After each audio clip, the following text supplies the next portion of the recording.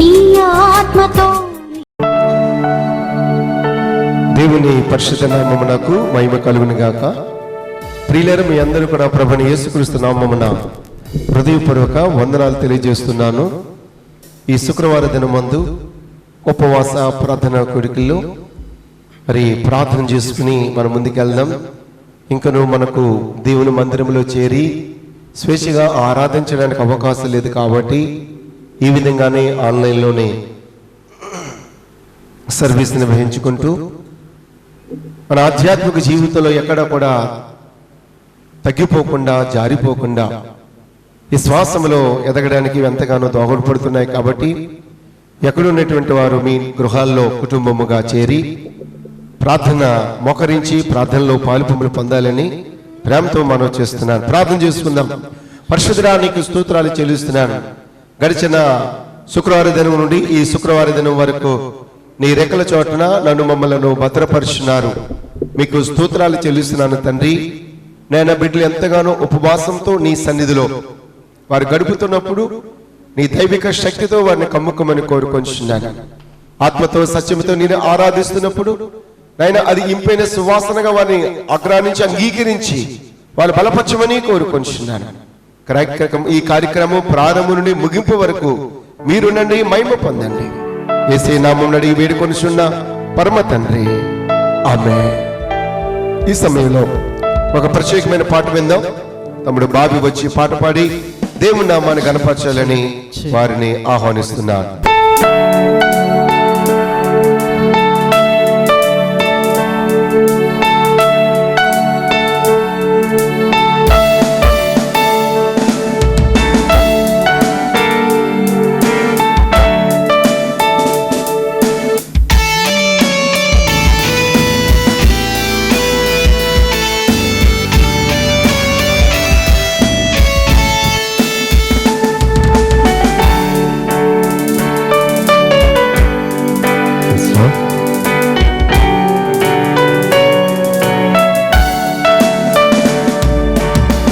నిన్ను పోలిన వారెవరు, మేలు చేయు దేవుడవు, నిన్నే నే నమ్మితిన్న దేవా.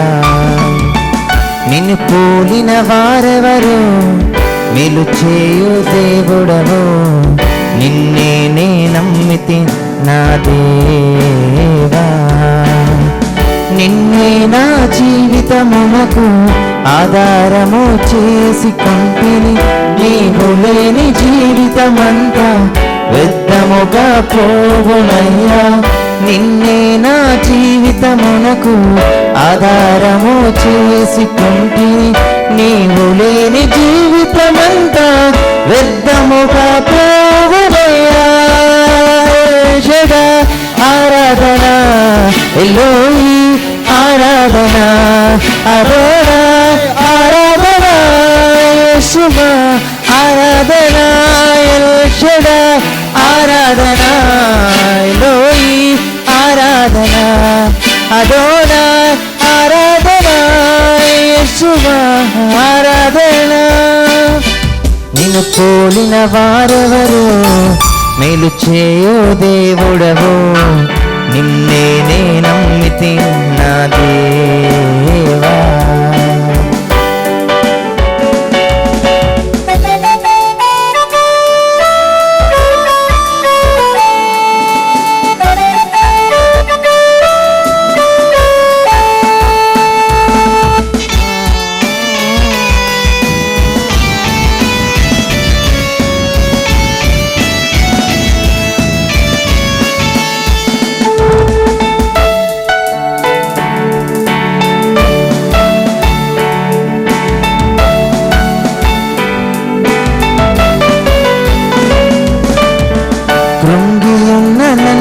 చూచి కన్నీటిని తుడిచితివయ్యా, కంటి పాప వాలే కాచి కరుణతో నడిపితివయ్యా. కృంగి ఉన్న నన్ను చూచి కన్నీటిని తుడిచితివయ్యా, కంటి పాప వాలే కాచి కరుణతో నడిపితివయ్యా. ఆరాధన ఎలోయి, ఆరాధన అదోనాయ్ ఆరాధన, యేషువా ఆరాధన, ఎల్ షడాయ్ ఆరాధన, ఎలోయి ఆరాధన, అదోనాయ్ ఆరాధన, యేషువా ఆరాధన. నిన్ను పోలిన వారెవరు, మేలు చేయు దేవుడవు, నిన్నే నే నమ్మితి నా దేవా.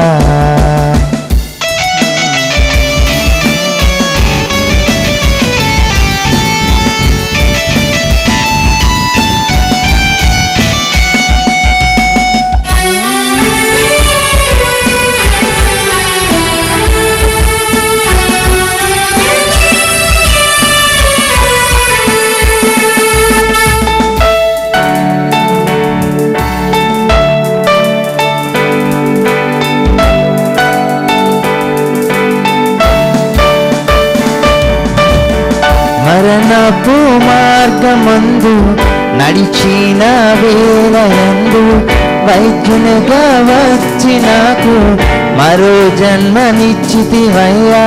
మరణపు మార్గమందు నడిచిన వేళయందు వైద్యునిగా వచ్చి నాకు మరో జన్మనిచ్చితివయ్యా.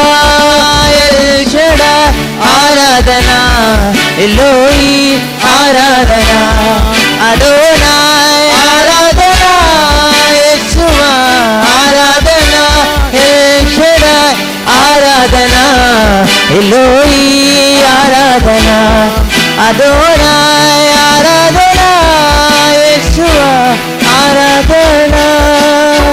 నిన్ను పోలిన వారెవరు, మేలు చేయు దేవుడవు, నిన్నే నే నమ్మితి నా దేవా.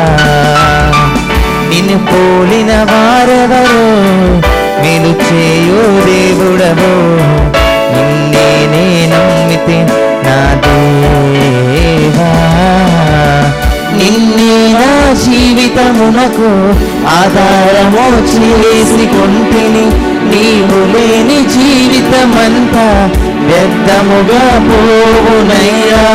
నిన్నే నా జీవితమునకు ఆధారము చేసుకొంటిని, నీవు లేని జీవితమంతా వ్యర్థముగా పోవునయ్యా. ఎల్ షడాయ్ ఆరాధన, ఎలోయి ఆరాధన, అదోనాయ్ ఆరాధన, యేషువా ఆరాధన, ఎల్ షడాయ్ ఆరాధన, ఎలోయి ఆరాధన, అదోనాయ్ ఆరాధన, యేషువా ఆరాధన, ఆరాధన, ఎలోయి ఆరాధన, అదోనాయ్ ఆరాధన, యేషువా ఆరాధన, ఎల్ షడాయ్ ఆరాధన, ఎలోయి ఆరాధన, అదోనాయ్ ఆరాధన, యేషువా ఆరాధన.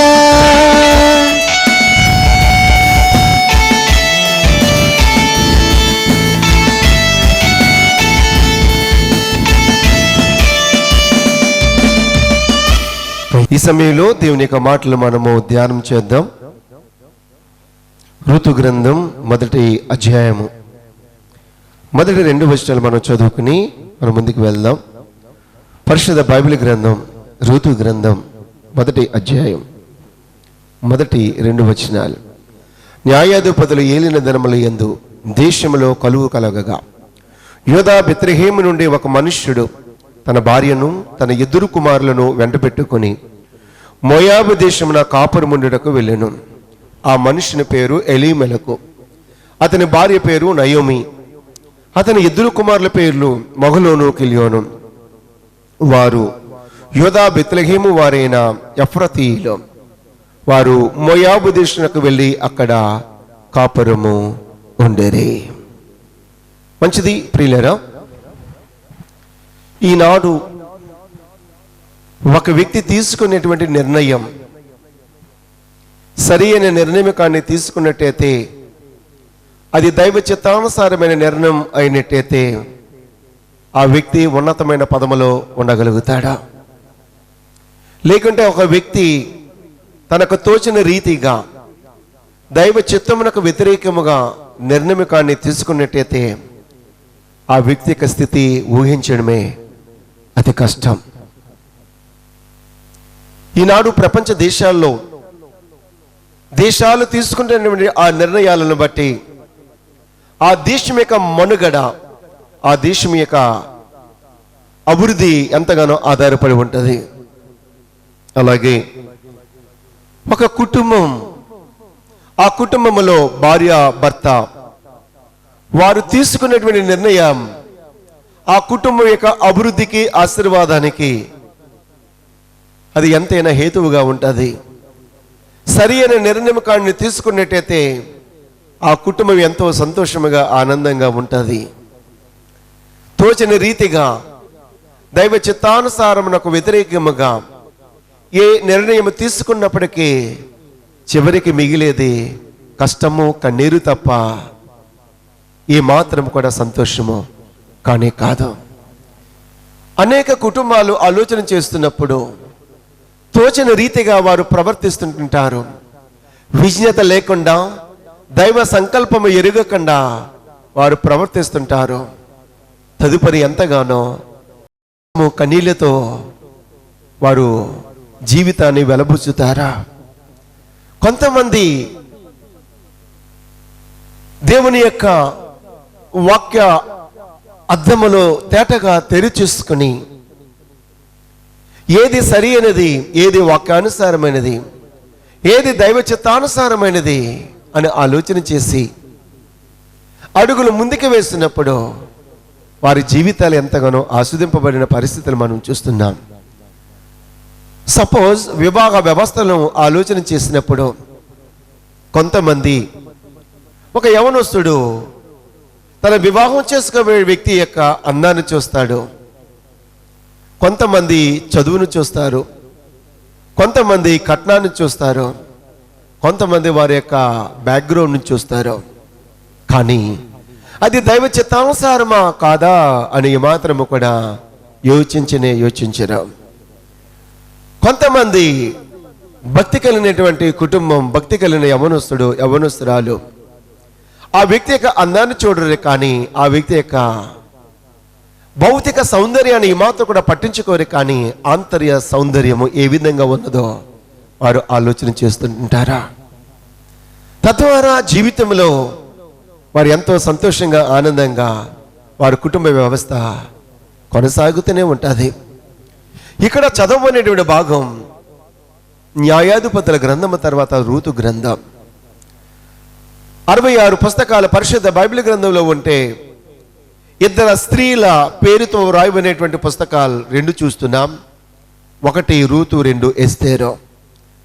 చాలా చిన్న గ్రంథాలే, కానీ ఉన్నతమైన ఉపదేశం ఆ గ్రంథాల్లో మనం చూస్తున్నాం.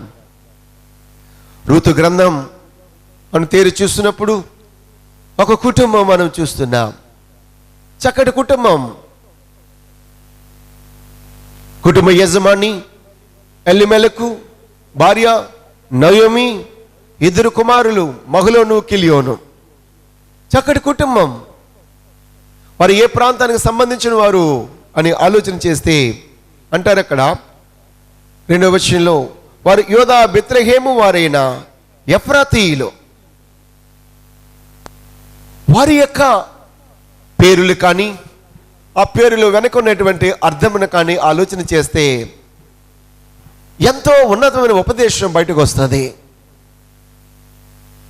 అంటున్నాడు, వారు ఏ ప్రాంతానికి చెందిన వారు? యోదా అనగా స్తుతి అనే అర్థం. బెత్లెహేం రొట్టెల గృహం. వారు దేని సంబంధులు? ఎఫ్రాతీయులు, ఎఫ్రాయిము గోత్రం నుండి వచ్చినటువంటి వారు. గమనించు, ఎఫ్రాయిం అంటే అభివృద్ధి లేకుంటే ఫలము అనే అర్థాన్ని మనం చూస్తున్నాం. ఎలిమెలకు అంటే దేవుడే రాజు, దేవుడే నా రాజు అనేటువంటి అర్థము కలిగిన పేరును ఎలిమెలకు కలిగి ఉన్నాడు. జీవితంలో ఎన్నడూ కూడా మధుర క్షణాలే తప్ప ఏ మాత్రము కూడా చేదైన అనుభవం లేదు, ఉండకూడదు అని బహుశా తన తల్లిదండ్రులు పెట్టి ఉండొచ్చు నయోమి అని. నయోమి అనగా మధురం అనేటువంటి అర్థాన్ని మనం చూస్తున్నాం. ఇటు విధంగా ఉన్నప్పుడు దేశంలో ఏమొచ్చిందంటే కరువు వచ్చినది. కరువు వస్తే పరిస్థితి ఎలా ఉంటుంది? ఆకాశము ఎత్తడిగా ఉంటుంది, భూమి ఇనుముగా ఉంటుంది, వర్షం పడదు. వర్షం ఎప్పుడైతే పడదు, భూమి తన పంట ఫలమును ఇవ్వదు, ప్రజలకు తినడానికి ఆహారం లేని పరిస్థితి.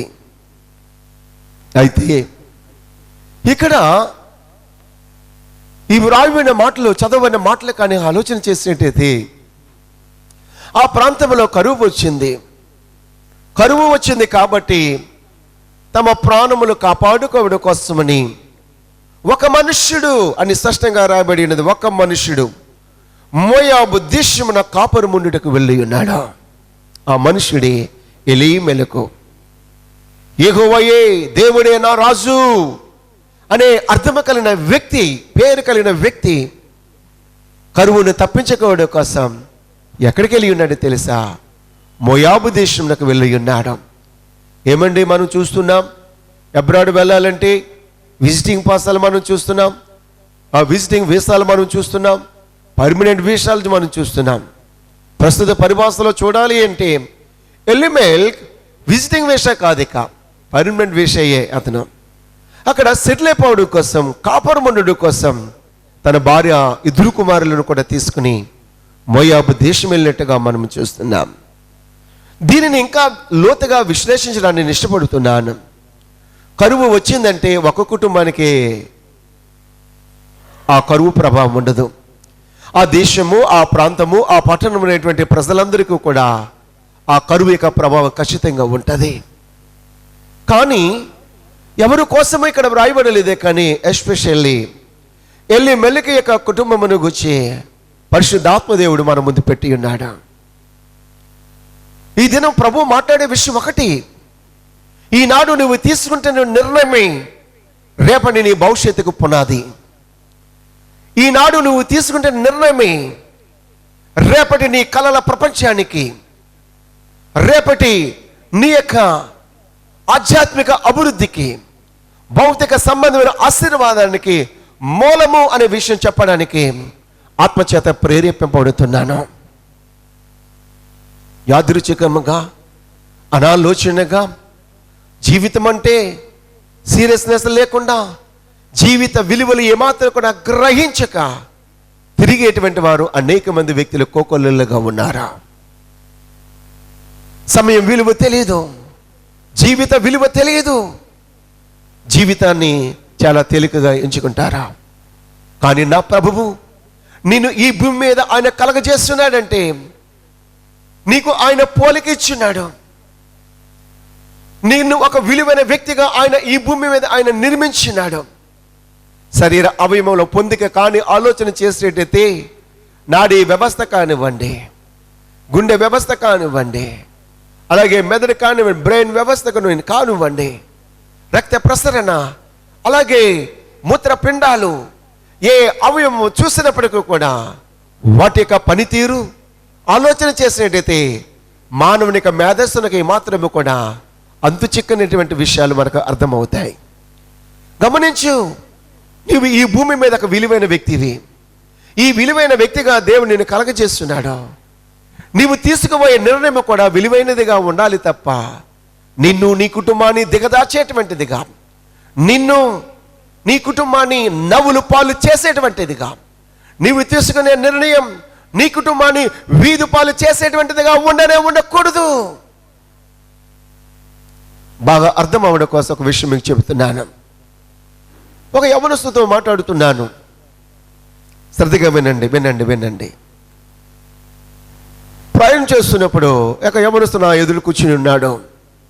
అడిగాను, నాన్న నువ్వేం చేస్తున్నావు అంటే, అంకుల్ అది బీటెక్ అయింది, బీటెక్ పాస్ అయ్యానా. నీ వయసు ఎంత? 21 సంవత్సరాల వయసు, 21 సంవత్సరాలు. బీటెక్ పాస్ అయ్యావు, సరే ఏమైనా చేస్తున్నావా? లేదంకులు, ఏమీ కూడా నేను చేయడం లేదంకులు, ట్రై చేస్తున్నాను అంకుల్, ఇంకా ఏమీ కూడా రాలేదు అంకుల్ అన్నాడు. ఒక విషయం జీవితం యొక్క విలువని మీకు చెప్పడానికి ఇష్టపడుతున్నాను. నువ్వు పుట్టినప్పుడు హాస్పిటల్లో నీ డెలివరీ సమయంలో నీ తల్లిదండ్రులకి ఎంత వెచ్చించి ఉండొచ్చు అని అడిగాను. నార్మల్ డెలివరీయా లేకుంటే సిజేరియన్ అంటే, అంకుల్ నాది నార్మల్ డెలివరీ కాదట, మమ్మీ చెప్పింది, సిజేరియన్ ద్వారా నేను పుట్టాను.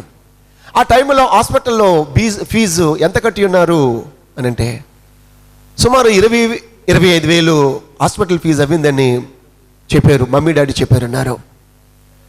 దాని తర్వాత ఆ సంవత్సరం నీకు మెడికల్గా కానీ, దాని తర్వాత నీ ఫీడింగ్ కానీ, ఈ విధంగా ఎంత ఖర్చు ఉంటుంది అంటే బహుశా మొదటి సంవత్సరం 50,000 రూపాయలు ఖర్చు ఉంటుంది అని ఆ యమునస్తుడు చెప్పాడు. అయితే సరే, మొదటి సంవత్సరం నీకోసం నీ తల్లిదండ్రులు వెచ్చించినది 50 సంవత్సరాలు. మొదటి సంవత్సరం నీకోసం నీ తల్లిదండ్రులు వెచ్చించింది 50 సంవత్సరాలు. సరే, రెండో సంవత్సరం ఎంత వెచ్చించుండొచ్చు? దానికంటే పెరుగుతుందా తరుగుతుందంటే వయసు పెరుగుతుంది, శరీరం పెరుగుతుంది, అవసరాలు పెరుగుతాయి, అక్కర్లు పెరుగుతాయి, కాబట్టి ఖచ్చితంగా ఖర్చు కూడా పెరిగి ఉంటుంది. ఒక 60,000 రూపాయలు నా కోసం ఖర్చు పెట్టి ఉండొచ్చు అని చెప్పి ఉండొచ్చు. టోటల్గా సరి అంటే రెండవ సంవత్సరం 60,000, మూడో సంవత్సరం 70,000, నాలుగో సంవత్సరం అంటే ఎల్కేజీలో జాయిన్ చేయాలి కదా. ఎల్కేజీలో ఫీజు కట్టడానికి ఎంత ఉంటుంది? అవును, ఫీజు కట్టడానికి 50,000 రూపాయలు అయింది, కార్పొరేట్ కాలేజ్ స్కూల్ కదా. ఈ విధంగా ఆలోచన చేస్తే టోటల్గా చెప్పింది ఏంటంటే, ఈ 20 సంవత్సరాల్లో ఎంత లేదన్నప్పుడు కూడా నా కోసం నా తల్లిదండ్రులు ఒక 25 లక్షలు లేకుంటే 30 లక్షలు లేకుంటే ఎంత తగ్గించుకున్న 25 లక్షలు నా కోసం, 20 లక్షలు నా కోసం ఖర్చు పెట్టి ఉండొచ్చు అని. సరే, మనం ఇంకా తగ్గిందాం, 20 లక్షలు ఖర్చు పెట్టి ఉండొచ్చు అని చెప్పారు. సరే, ఇప్పుడు నీకు 21 సంవత్సరాల నుండి ఇప్పుడు 20 సంవత్సరాల క్రితం అదే నీ తల్లిదండ్రులు అప్పట్లో ఒక ఎకరం పొలము కానీ కొనున్నట్టయితే ఎకరం పొలం ఎంత ఖరీదు ఉంటుంది అంటే చెప్పాడు, అంకుల్ ఆ టైంలో బహుశా 25,000 రూపాయలు ఎకరం పొలం ఉండొచ్చు. అంటే నువ్వు పుట్టిన సంవత్సరం నీ మీద పెట్టిన పెట్టుబడిని బట్టి ఒక 2 ఎకరాలు కొని ఉండొచ్చు. అంటే టోటల్గా ఎంత లేదన్నప్పుడు కూడా ఈ 21 సంవత్సరాల్లో 20 ఎకరాల పొలమన వారు కొని ఉండొచ్చు. దేవుని స్తోత్రం. ఇప్పుడు ఆలోచించి 20 ఎకరాలు ఇప్పుడు ఎంత ఉంది అంటే చెప్పాడు, అంకుల్ ఎకరం ఖరీదు ఇప్పుడు 20 లక్షలు ఉంది. ఎకరం ఖరీదు ఎంత ఉంది అంటే 20 లక్షలు 20 లక్షలు ఇంటూ 20 ఎకరాలు అంటే టోటల్గా 4 కోట్లు. ఎంత? 4 కోట్ల రూపాయలు నీ తల్లిదండ్రుల మీద వెచ్చించినారు. సపోజ్ ఇప్పుడు 4 కోట్లను బ్యాంకులో ఫిక్స్డ్ డిపాజిట్ చేసి ఉండొచ్చు. సరే, ఎందుకు 4 కోట్లు మనం ఇంట్రెస్ట్ కానీ ఇచ్చినట్టయితే ఇంట్రెస్ట్ రూపాయి అయినప్పటికి కూడా ఎన్ని లక్షలు వస్తుంది? 4 లక్షల రూపాయలు ఇంట్రెస్ట్ వస్తుంది. సరే, ఎఫ్డి చేసినప్పటికీ కూడా ఆటోమేటిక్గా డబుల్ అవుతూనే ఉంటుంటుంది. గమనించు, ఈనాడు ఈ విషయం ఎందుకు చెబుతున్నానో తెలుసా? నీ విలువ ఏంటో నువ్వు గుర్తించాలి అని. చాలామంది యవనస్తులు అనుకుంటారు, నేను ఎందుకు కూడా పని చేయను అని. చాలామంది అనుకుంటుంటారు, నా స్నేహితుడు ఉన్నాడు, ఆయన అంటాడు, నా వల్ల ఎవరికి ఉపయోగం అంటుంటాడు. తన ఎదుర్కొన్న సమస్యలను బట్టి, తన ఫేస్ చేస్తున్న పరిస్థితులను బట్టి నేను అంటాను నువ్వు దేవునికి ఉపయోగం అంటాను, నేనంటాను నాకు నువ్వు చాలా ఉపయోగం అంటుంటాను. ఉపయోగం లేకుండా ఏ వ్యక్తిని దేవుడు ఈ భూమి మీద సృజించలేదా? అయితే విలువైన వ్యక్తిగా దేవుడు నేను నిర్మించినాడు. ఆ విలువైన వ్యక్తిగా నిర్మించినటువంటి ఆ విలువను నువ్వు గుర్తెరిగి నీవు తీసుకోబోయే నిర్ణయం మేలుకరంగా ఉండాలి.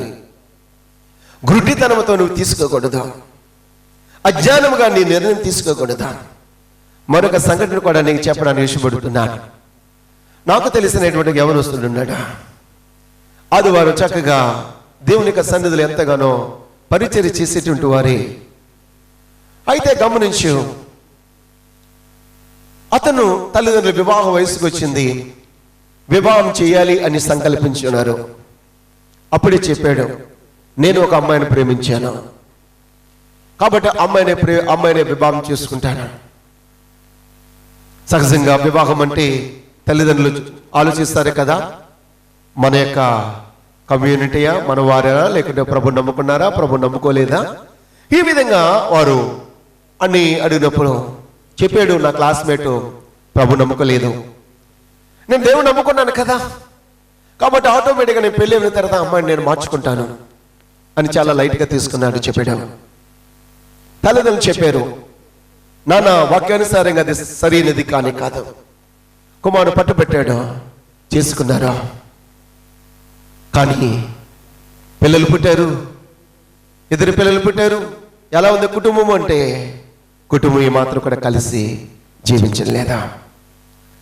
ఎందుకో తెలుసా, విభిన్నమైనటువంటి దృక్పథాలు, విభిన్నమైన ఆలోచన కలిగినటువంటి వారు కలిసి ఏమాత్రము కూడా వారు కుటుంబముగా వారు వెళ్ళలేరా. అయితే విభిన్నమైనటువంటి ఆలోచన కలిగిన మనస్తత్వాలు కలిగినప్పటికీ కూడా వారిని ఐక్యపరిచేది దేవుని యొక్క వాక్యం.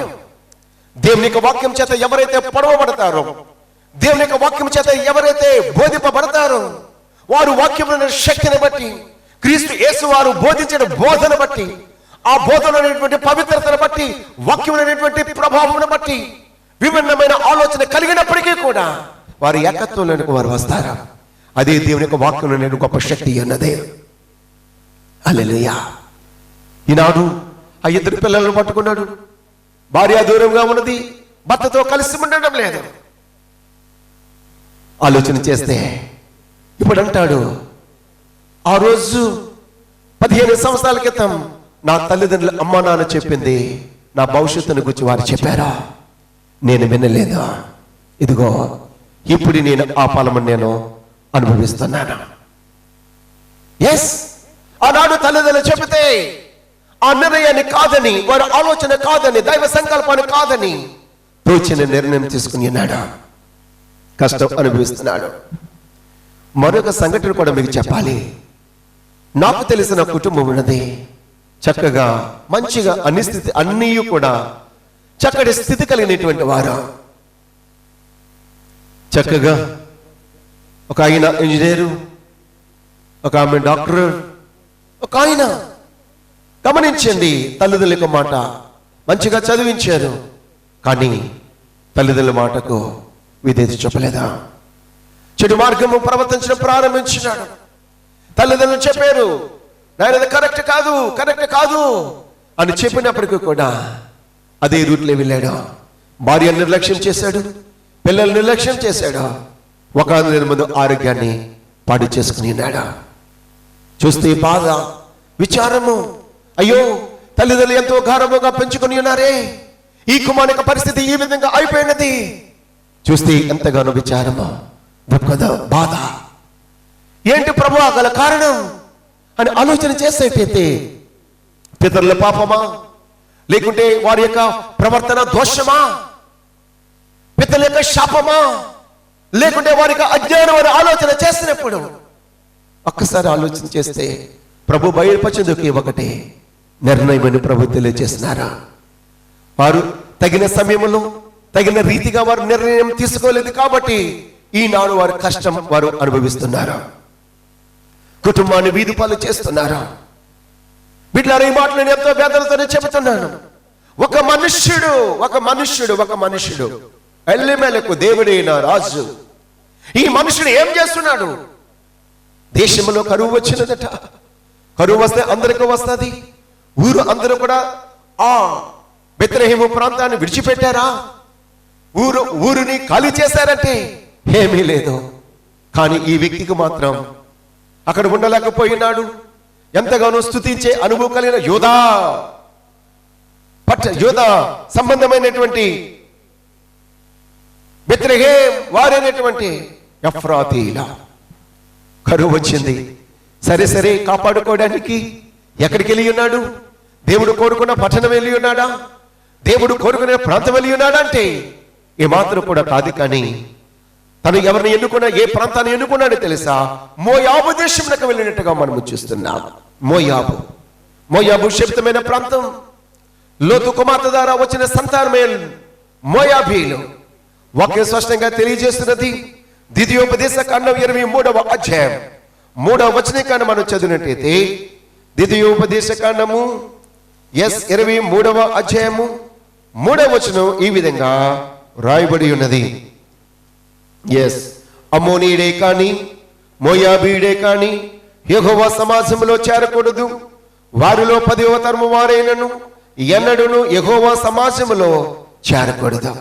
దైవజనుడు మోషేతో దేవుడైన ప్రభు తెలియజేస్తున్నాడు, అమ్మోనీయుడే కాని మోయాబీయుడే కాని యెహోవా సమాజంలో చేరకూడదు. వారిలో 10వ తరం వారైనను ఎన్నడూను యెహోవా సమాజంలో వారు చేరకూడదు. చాలా పర్టికులర్ గా ప్రభు చెప్పి ఉన్నాడు. అటువంటి పరిస్థితుల్లో దేవుని కలిగిన కుటుంబము, దేవుని నామం కలిగిన కుటుంబము ఎక్కడికి వెళ్ళి ఉన్నారు? దేవుడు శపించిన స్థలానికి వారు వెళ్ళి ఉన్నారు. దేవుడు వద్దన్న స్థలానికి వారు వెళ్ళి ఉన్నారు. ఎంత విచిత్రమో బాధాకరమైన సంగతి ఏమిటంటే, ఏ ప్రాణాలు కాపాడుకోవడం కోసం, ఏ బ్రతుకులను కాపాడుకోవడం కోసం మోయాబు వెళ్ళి ఉన్నారు. ఆ మోయాబులో ఆ మనుష్యుడు చనిపోయినట్టుగా మనం చూస్తున్నాం. హల్లెలూయా. బిడ్డలారా గమనించు, నీ చిత్తము దేవుని నీతి ఎన్నడూ కూడా నెరవేర్చదు. మనిషి యొక్క ఇష్టం, మనిషి యొక్క చిత్తం దేవుని నీతిని ఎన్నడూ కూడా నెరవేర్చదా. ఆకాశము భూమి గతిస్తుంది, కానీ దేవుని మాటలు నిరంతరము కూడా నిలిచి ఉంటాయి. దేవుని మాటలు, దేవుని చిత్తము చేయవాడు నిరంతరము కూడా నిలిచి ఉంటాడని వాక్యం స్పష్టంగా తెలియజేస్తుంది. విచారకరం. నేను అనుకుంటాను, భర్త ఆ విధంగా గురుడువాడే అక్కడికి తీసుకెళ్తున్నప్పుడు భార్య అయినా చెప్పి ఉండొచ్చు కదా, నయమైన భర్తతో వారించుండొచ్చు. ఏమండి, మోయాబు శబ్దమైనటువంటిది, అక్కడ వెళ్ళడం సరైనది కాదు అని భర్తకి భార్యని నయమని చెప్పి ఉండొచ్చు. విచిత్రం ఏమిటో అర్థం కాదు, భార్య కూడా ఎక్కడ ఆటంకపరచినట్టుగా లేదు. నేను అనుకుంటున్నాను, ఏదో ఎబ్బరాడు వెళ్ళడం, ఫారెన్ వెళ్ళడం, చంకలు కొట్టుకుంటారు కొంతమంది వ్యక్తులు. ఆ విధంగా నేను ఎబ్బరాడు వెళ్తున్నానని నయమి అనుకోవచ్చు. నా ప్రియ దేవుని బిడ్డలారా, మన జీవితంలో శ్రమ వచ్చినప్పుడు, కష్టము వచ్చినప్పుడు, శోధనల చేత నెట్టబడుతున్నప్పుడు, కొట్టబడుతున్నప్పుడు, భర్త ఒక నిర్ణయం తీసుకుంటున్నప్పుడు ఆ యొక్క నిర్ణయం సరైనదా కాదా అని పరిశీలన చేయవలసిన బాధ్యత భార్య మీద ఉన్నది. అలాగే పురుషుడా, నీవు ఏమాత్రం కూడా పురుష ఆధిక్యతను, పురుష అహంకారాన్ని ఏమాత్రం కూడా ప్రదర్శించడానికి వీలు లేదు. పురుష అహంకారం నువ్వు ప్రదర్శించినట్టయితే గోతులో పడతావు. నీ భార్య నీ శరీరంలో సగభాగం కాబట్టి నీ భార్యతో నువ్వు సంప్రదించాలి. ఇద్దరు కూడా మోకరించి, ఇది వాక్యానుసారమైనదా, సత్యమైనటువంటిదా, ఇది సరైన త్రోవైనా కాదా అని ఆలోచన చేసి మీరు కానీ అడుగులు కానీ వేసినట్టయితే భావి జీవితం అంతా కూడా ఆశ్చర్యకరంగా, ఆశీర్వాదకరంగా ఉంటుంది. నయమి కూడా ఎక్కడ కూడా అడ్డు చెప్పలేదు, ఆటంకపరచలేదు. గమనించండి, భర్త చనిపోయాడు, తర్వాత 10 సంవత్సరాలు అక్కడ కాపురం ఉన్నారట. కాపురం ఉంటే ఈమె చేసిన వ్యవహారం ఆలోచన చేస్తున్నాడు. భర్త ఏ పొరపాటు చేస్తున్నాడో అదే పొరపాటు నయమి కూడా చేసింది. భర్త మోయాబు దేశానికి తీసుకుని వెళితే ఈ నయోమి ఏమి చేసింది? మోయాబు ప్రాంతంలో ఉన్నటువంటి యవనులను తన ఇద్దరు కుమారులకి ఇచ్చి వివాహం చేసినట్టుగా మనం చూస్తున్నాం. వాక్యం ఏది బోధిస్తుంది? ద్వితీయోపదేశ కాండములో 23వ అధ్యాయం ఆ 3వ వచనంలో దేవుడైన ప్రభు ఏం చెబుతున్నాడు? అమ్మోనీయుడే కానీ మోయాబీయుడే కానీ యెహోవా సమాజంలో చేరకూడదు అని, 10వ తరం వారు కూడా చేరకూడదు అని యెహోవా దేవుడు దావీదును మోషేతో తెలియజేసినప్పుడు నయోమి కూడా కనీసం ఆలోచన చేయకుండా తన బిడ్డల వివాహం విషయంలో అదే పొరపాటును చేసినట్టుగా మనం చూస్తున్నాం. తద్వారా ఏమి జరిగిందో తెలుసా? 10 సంవత్సరాల వారు కాపురం ఉన్నారు. తన ఇద్దరు కుమారులు మగలోను కిలియోను కూడా వారు చనిపోయినట్టుగా మనం చూస్తున్నాం. ప్రియ దేవుని బిడ్డలారా, దీనిలో నుండి కొన్ని విషయాలు మీ మీద నేను పెట్టడానికి ఇష్టపడుతున్నాను. నయోమి తను చేసిన పొరపాటును గ్రహించడం లేదు, కానీ ఆ నష్టం యొక్క నిందన ఎవరి మీద మోపుతుందంటే దేవుడైన ప్రభు మీదే ఆ నిందన మోపుతున్నది. ఈనాడు మనం చేయవలసింది చేసేస్తుంటాం, తర్వాత అంటాం దేవుడు నాకు ఏమీ చేసాడండి అని. చేయకుండా పనులు చేసేస్తాం, నష్టపోతావు. ఆ సమయంలో మరలా అంటావు దేవుడు నాకేమీ కూడా మేలు చేయలేదంటావు. మనుష్యుడా, యోచించు. నీ ఇష్టానుసారంగా నిర్ణయాలు తీసుకుంటావు, ఇష్టానుసారంగా ప్రవర్తిస్తావు. తద్వారా దాని ప్రతిఫలం కష్టం, నష్టం, వేదన, శోకం, దుఃఖం. ఆ వేదన, శోకం, దుఃఖం వచ్చినప్పుడు మరలా ఎవరి మీద నేరం మోపుతున్నావు?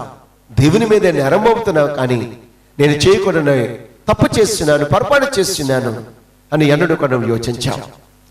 సేమ్ ఇదే రీతిగా నయోమి ఇక్కడ ఆ విధంగానే ఆలోచన చేస్తున్నది. ఏమంటున్నదండి? మొదటి అధ్యాయం 13వ వచనం చదువుతున్నాను. యెహోవా నాకు విరోధి అయిను, అది మిమ్మల్ని నొప్పించినంత కంటే నన్ను మరి ఎక్కువగా నొప్పించదని వారితో చెప్పాను. తనకి ఎదురు పారులతో చెబుతున్నది. దేవుని గురించి ఏమని సాక్ష్యం చెబుతున్నదండి? దేవుడైన ప్రభువే నాకు విరోధమైపోయినాడు. విరోధమైపోయినాడా? నా ప్రభు ఎవరికి కూడా విరోధంగా ప్రవర్తించేవాడు కానీ కాదా. తన పోలికను మనకిచ్చినాడు, తన రూపమును మనకిచ్చినాడు, తన స్వభావం మనకిస్తే మనము వివిధమైన తంత్రములను మనము కల్పించుకొని ఆయనకు వ్యతిరేకంగా మనం ప్రవర్తించడం ద్వారా మనవానికి విరోధంగా మనం ప్రవర్తిస్తున్నాం. అంతే తప్ప ఆయన మనకి అన్నడు కూడా విరోధంగా మారుతాడు. ఎప్పుడో తెలుసా? ఆయన ఇష్టకు వ్యతిరేకంగా మనం ప్రవర్తించినప్పుడు ఖచ్చితంగా ఆయన మనకు విరోధి అవుతాడు. రెండోదిగా నయోమి ఏ విధమైన నింద మోపుతున్నదో మీకు తెలియచేస్తున్నాను. 20 ఆమె సర్వశక్తుడు నాకు చాలా దుఃఖము కలగజేస్తున్న కనుక నన్ను నయోమి అనక మారా అనుడి. దుఃఖం ఎవరు కలగజేస్తున్నాడట? దుఃఖం ఎవరు కలగజేస్తున్నాడటండి? సర్వశక్తుడైన దేవుడు నాకు దుఃఖము కలగజేస్తున్నాడా? దేవుడైన ప్రభు చెప్పాడా, ఎల్లుమెలకు నయోమి మీరు మోయాబు దేశం వెళ్ళండి, మోయాబు దేశంలో మీరు కాపురం ఉండండి, ఇదిగో కరువు నుండి తప్పించుకోవడం కోసము ఇదిగో అక్కడ నేను ఏర్పాటు చేస్తున్నానని ఎక్కడైనా దేవుడు తెలియజేస్తున్నాడా? లేదే. ప్రవక్త అయినటువంటి ఏలియా దినాల్లో కరువు వచ్చినది.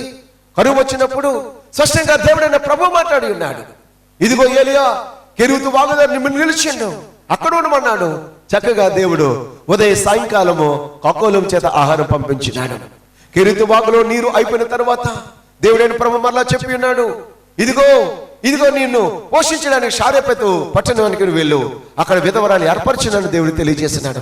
అదే రీతిగా షారెపెతు పట్టణానికి వెళితే అక్కడ గనురాల చేత కాదు కానీ ఒక బీద విధవరాల చేత పోషింపబడినట్టుగా చూస్తున్నాడు. అంటే దేవుడు కానీ చెప్పినట్టయితే సూర్యులో ఆయన సృష్టిని కలగజేస్తాడు. దేవుడు ధనవంతుల చేత తన బిడ్డలను పోషించలేదు, కానీ బీద విధవరాలు అనేటువంటి షారెపెతు పట్టణం ఉన్నటువంటి షారెపెతు గ్రామంలో ఉన్నటువంటి విధవరాల ద్వారా పోషించినాడు. కానీ ఇక్కడ నయోమి ఏమి సంబోధిస్తుందో తెలుసా? సర్వశక్తుడు నాకు చాలా దుఃఖము కలగజేసినాడు కనుక నన్ను నయోమి అనవద్దు, మారానుడి. నేనంటున్నాను నయోమి యొక్క దుఃఖానికి గల కారణం దేవుడు కాదు, వారు తీసుకునేటువంటి నిర్ణయం. మూడోది ఏ విధంగా నిందిస్తున్నది తెలుసా? అది 21వ వచనం. నేను సర్వ సమృద్ధి గలదానని వెళితిని, యెహోవా నన్ను రిక్కిరాలుగా తిరిగి రాజేసను, మీరు నన్ను నయోమని పిలువనేలా యెహోవా నా మీద విరుద్ధముగా సాక్ష్యము పలికను, సర్వశక్తుడు నన్ను బాధపరచును అని వారితో చెప్పాను. మరి ఒక విమర్శ ఏంటండి? ఈమె ఎలాగెళ్ళిందట? సర్వ సమృద్ధితో మోయాబు దేశం వెళ్ళినదట. అయ్యయ్యో, ఎంత విచారకరము! సర్వ సముద్రం అంటే నీవు కరువులో సర్వ సముద్రం కలిగి ఉంటే బెత్లెహేమును ఎందుకు విడిచిపెట్టాలి? మోయాబు దేశం ఎందుకు వెళ్ళాలి? ఇక్కడ అంటున్నది నేను సర్వ సమృద్ధితో మోయాబు దేశం వెళ్ళాను అంటే కరువు అనే పేరు మాత్రం ఉన్నది, కానీ కరువు యొక్క ప్రభావం నీ మీద ఏమి కూడా లేదా. ఏదో ఫారెన్ ట్రిప్ వేద్దామని, ఏదో విదేశం వెళ్ళాలని రీతిగా వెళ్ళకూడని స్థలానికి నువ్వు వెళ్ళి ఉన్నావు. నీ బాధకు నీ దుఃఖమున గల కారణం అంటున్నది కదా అక్కడ, ఇదిగో నేను రిక్తురాలుగా తిరిగి రాజేస్తున్నాను. ఈ సమయంలో నాకు విషయం జ్ఞాపకం వస్తుంది. లూకాసు 15వ అధ్యాయంలో తండ్రికి 2 కుమారులు ఉంటే చిన్నవాడు తండ్రి దగ్గర నుండి తనకు రావాల్సిన ఆస్తిని తీసుకున్నాడు, అంత కూడా సమకూర్చుకుని ఉన్నాడు. దూరదేశం వెళ్ళాడు, దుర్వ్యాపారం చేస్తున్నాడు. ఏ వ్యాపారము? చెడ్డ వ్యాపారం. గమనించండి, తండ్రి కనికరం గలవాడు కాబట్టి తన ఆస్తిలో ఏమి రావాలో సమస్తం కూడా ఇచ్చివేస్తున్నాడు. కుమారుడు సమస్తాన్ని కూడా సమకూర్చుకుని ఎక్కడికి వెళ్ళాడు? దూర ప్రాంతం వెళ్ళాడు, దుర్వ్యాపారం చేశాడా. అక్కడ కూడా ఏమొచ్చింది తెలుసా? అయ్యగారు అక్కడ పాదం మోపారు, ఆటోమేటిక్గా అక్కడ కరువు వచ్చినట్టుగా మనం చూస్తున్నాం. గమనించు, అక్కడికి డబ్బున్నంత వరకు స్నేహితులు ఉన్నారు. డబ్బులు ఎప్పుడైతే అయిపోయినదో స్నేహితులు ఎవరు కూడా కనబడలేదా?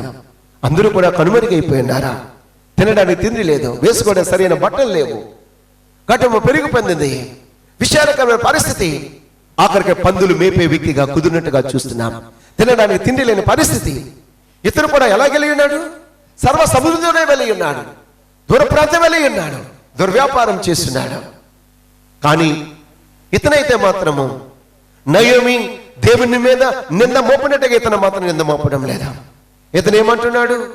బుద్ధి వచ్చినప్పుడు, అయ్యో నా తండ్రికి, నీ పరలోక తండ్రికి వ్యతిరేకంగా నేను పాపం చేస్తున్నాను, నేను కుమారుడు అని అనిపించుకున్న యోగ్యుడు కానీ నా తండ్రి దగ్గర అనేక మంది కూలి వాండ్రగా ఆహారం సమృద్ధిగా దొరుకుతున్నది. తండ్రి, ఇదిగో నీ కూలి వాండ్రగా ఒక్కరిగా మాత్రమే నన్ను పెట్టుకోనమని అడుగుదునని తండ్రితో అనుకున్నాడు. తండ్రి దగ్గరికి వెళ్ళాడు. ఆయన ప్రేమ కనికరగలి కానీ తండ్రి కాబట్టి పరుగును వచ్చాడు. కుమారుడు ముద్దు పెట్టుకున్నాడు. స్నానం చేయించున్నాడు, క్షవరం చేయించున్నాడు, ప్రశస్తమైన వస్త్రములను తొడిగించున్నాడు. హల్లెలూయా, హల్లెలూయా. నా ప్రియ బిడ్డ, ఇక్కడ నయమయమంటున్నది తెలుసా? నేను సర్వ సమృద్ధితో నేను వెళితే దేవుడైన ప్రభువే నన్ను రిక్తిరేగాలు చేస్తున్నాడు అని నిందారోపణ మోపుతున్నట్టుగా మనం చూస్తున్నాం. నిందారోపణ మోపే స్వభావం ఎవరిదో తెలుసా? దేవుని బిడ్డలది కానే కాదు. అపవాది వాడు ఎప్పుడు కూడా నిందారోపణ చేస్తూనే ఉంటుంటాడు. దేవుని మీద, దేవుని యొక్క పిల్లల మీద వాడు ఎప్పుడు కూడా నిందారోపణ చేస్తూనే వాడు ఉంటుంటాడు. భూమి మీద అటు ఇటు తిరుగుతూ దేవుని యొక్క ప్రజలకు వ్యతిరేకంగా వాడు నిందారోపణ చేస్తూనే ఉంటుంటాడు. నయోమి కూడా ఇప్పుడు ఏ విధంగా మాట్లాడుతుంది తెలుసా? సర్వ సమృద్ధితో నేను వెళ్ళి ఉన్నాను, ఇదిగో ఇప్పుడు యెహోవా నన్ను రిక్తురాలుగా చేస్తున్నాడని అక్కడ నిందారోపణ చేస్తున్నట్టుగా చూస్తున్నాం. మూడవదిగా మన యొక్క మాటను మీకు జ్ఞాపం చేస్తున్నాను. నాలుగవదిగా అక్కడ అన్నాడు, యెహోవా నా మీద విరోధముగా సాక్ష్యము పలికను, సర్వశక్తుడు నన్ను బాధపరిచెను అని వారితో చెప్పాను. దేవుడు బాధపరిచాడా? నువ్వు చేసుకునేటువంటి తప్పుడు నిర్ణయమా, లేకుంటే దేవుడు నిన్ను శిక్షించినాడా? కష్టం వచ్చినా, శ్రమ వచ్చినప్పుడు కూడా నీతిని తప్పి ప్రవర్తించకూడదా? ప్రభు యొక్క బిడ్డగా నీ జీవితంలో శ్రమ కలగొచ్చు, అయినప్పటికీ కూడా నీతిని, న్యాయాన్ని, యథార్థతను ఎప్పుడు కూడా విడిచిపెట్టకూడదు. యోబు జీవితం జ్ఞాపం చేస్తే యోబును గురించి వాక్యం ఏది బోధిస్తుంది? మొదటి అధ్యాయం 2వ వచనం, అలాగే మొదటి అధ్యాయం 8వ వచనం కానీ చూసినట్టయితే అతను నీతివంతుడు, యథార్థవంతుడు, దేవుని యందు భయభక్తులు కలిగినటువంటి వాడు. భూమి మీద అలాంటి వ్యక్తి ఎవరూ కూడా లేరు అని దేవుడిని ప్రభువే సాక్ష్యం తెలియజేస్తున్నాడా.